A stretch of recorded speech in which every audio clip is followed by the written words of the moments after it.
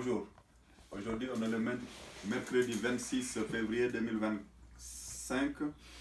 Je reviens juste sur l'histoire de l'obtention de la nationalité française et la carte de séjour française là. Parce que hier, ma vidéo, si vous l'avez remarqué, elle était un peu foutraque. Je suis désolé, hein, mais voilà, je suis allé dans tous les sens.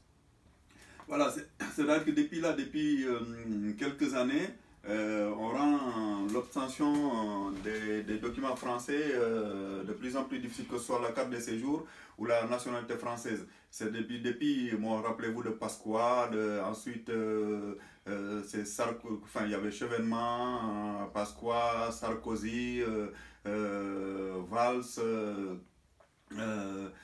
Darmanin, et maintenant c'est Rotaillot. Voilà, Rotaillot, lui, il veut serrer la vis de plus en plus. Mais moi, je veux bien, parce qu'il dit que comment ça s'appelle là, ils disent que les gens qui sont d'origine étrangère et qui sont naturalisés sont des Français de papier. Mais il faut savoir que tout citoyen est normalement Français de papier. Hein. Parce que vous, monsieur Darmanin, si demain, on vous enlève votre carte d'identité, on vous enlève votre passeport, on vous enlève votre permis de conduire, et on vous enlève votre acte de naissance, même si vous parlez français, mais vous n'êtes plus français. Hein. Donc les papiers sont quand même importants pour être d'une telle nationalité. Hein. Pour être français, il faut bien avoir ses papiers. Mais pourquoi les gens ils sont aussi bien français de culture que de cœur que vous, hein. Et pourquoi vous dites que c'est des Français de papier? Il n'y a pas que vous qui le dites. Hein. Sur la scène 16, là, ils n'arrêtent pas de dire ça, c'est des Français de papier. Mais des Français de papier, ça vous dit quoi? On est tous des Français de papier.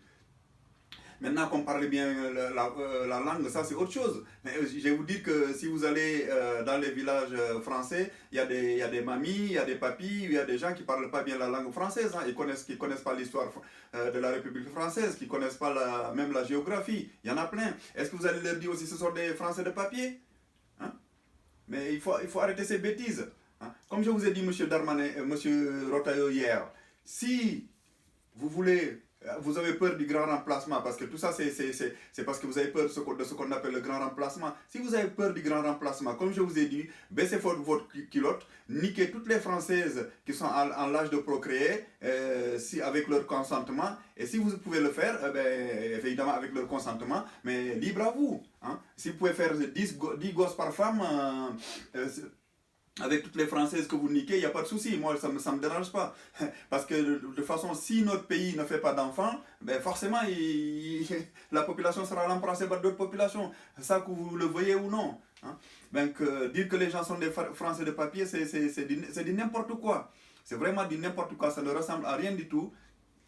Ça, c'est des spéculations juste pour amuser la galerie. Parce que vous mettez tout sur le dos des Français d'origine immigrée ou des immigrés. Mais est-ce que quand monsieur Larcher a acheté le fauteuil de 35 000 euros pour lui, est-ce que c'est la faute des immigrés? Est-ce que le fait que notre pays soit en déficit, est-ce que c'est la faute des immigrés? Est-ce que le fait que, je ne sais pas moi, la Sécu est en déficit, c'est la faute des immigrés? Si la MDPH refuse de donner un fauteuil roulant à une handicapée parce qu'elle est jeune, est-ce que c'est la faute des immigrés aussi ça, hein? Donc arrêtez vos bêtises. Est-ce que s'il y a la guerre en Ukraine, c'est la fête des immigrés, vous allez me dire. Hein, s'il y a des autistes en France, vous allez nous dire encore c'est la faute des immigrés. Hein? Arrêtez ces bêtises, ça ne ressemble à rien. Je vous dis que nous, on est tous des Français de papier. Hein? Et maintenant, si vous n'aimez pas, parce que je sais que ceux que vous n'aimez pas, ce sont les immigrés d'origine d'Afrique noire et les Maghrébins d'Afrique du Nord. C'est surtout ceux-là que vous n'aimez pas. Sinon, tout le reste, ça ne vous dérange pas. Hein. Mais tout ça, c'est des bêtises. Vous racontez n'importe quoi. Hein. Français de papier. Mais on est tous des Français de papier, quel que soit l'endroit où vous êtes.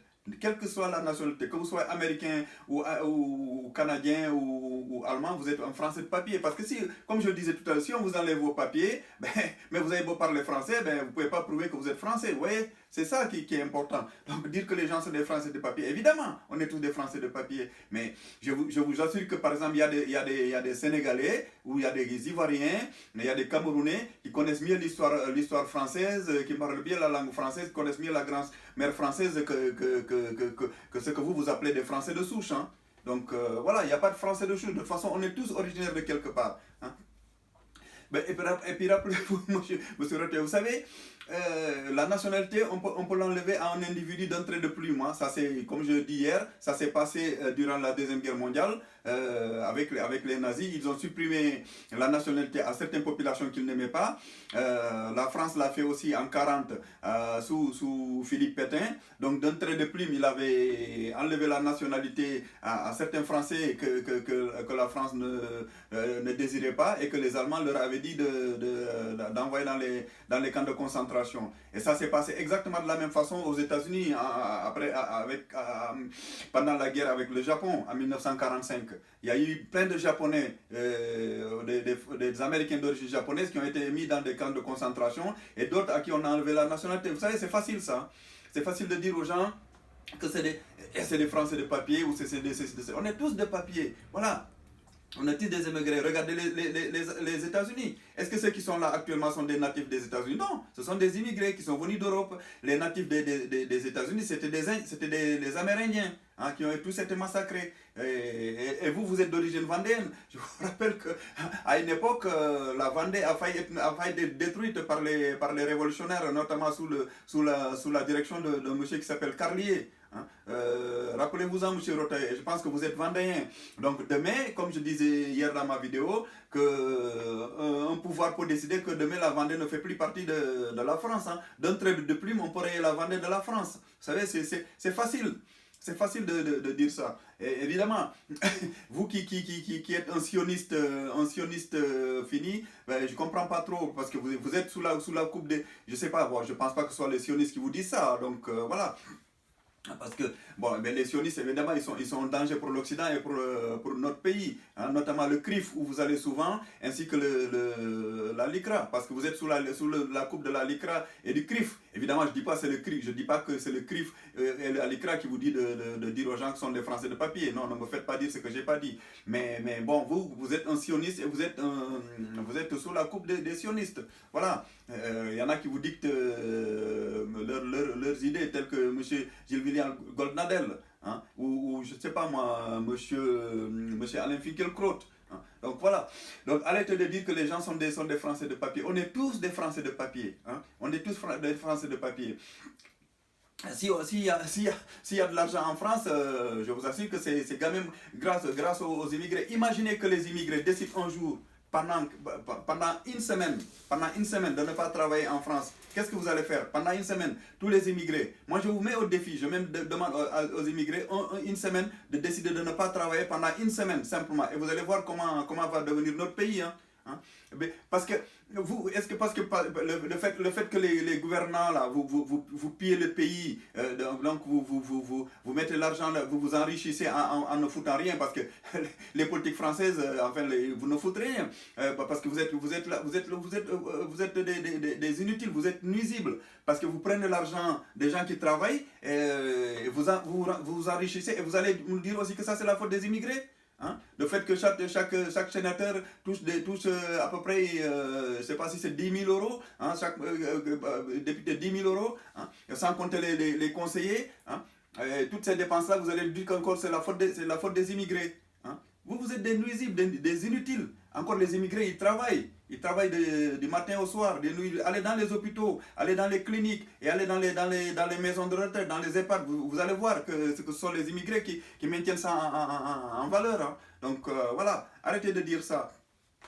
Et donc effectivement, quand vous dites ça, vous pouvez le faire, comme j'ai dit hier. Si vous n'aimez pas les immigrés, ben, prenez-les, mettez-les face à un peloton d'exécution et liquidez-les, c'est tout. C'est aussi simple que ça, c'est faisable. Hein. Je vous ai dit que c'est faisable.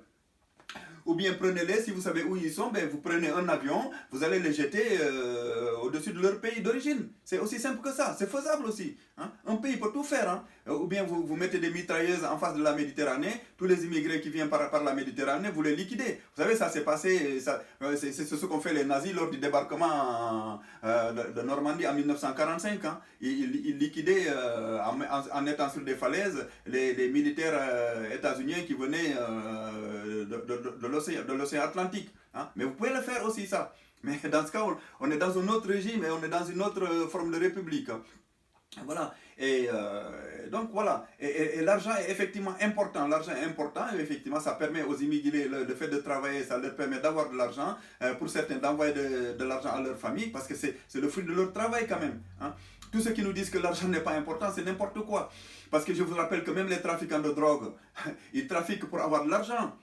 D'ailleurs, je vous rappelle que vous savez, les États-Unis, lorsqu'ils ont tué El Chapo et Pablo Escobar, c'est pas parce qu'ils trafiquaient de la drogue, non, c'est parce qu'ils faisaient sortir beaucoup de milliards des États-Unis. Hein. Ils faisaient sortir beaucoup d'argent du trésor américain, hein, de la Banque fédérale américaine, enfin du trésor américain en général.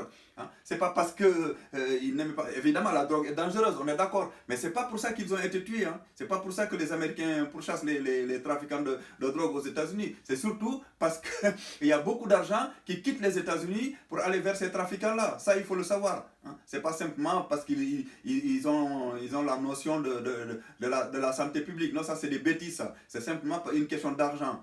Donc, si les trafiquants de drogue colombiens ou mexicains sont autant pourchassés, c'est simplement parce qu'ils font fuir beaucoup de capitaux des États-Unis vers le Mexique ou vers la Colombie. C'est aussi simple que ça. Hein. C'est pas pour autre chose. Voilà, donc arrêtez vos bêtises de dire que les gens c'est des Français de papier. Hein. Donc on est tous des Français de papier. Il n'y en a pas un qui n'est pas Français de papier. Voilà, merci, c'était tout pour aujourd'hui. Merci de vous abonner sur ma chaîne et pour lui donner un peu plus de visibilité. Allez, à la prochaine.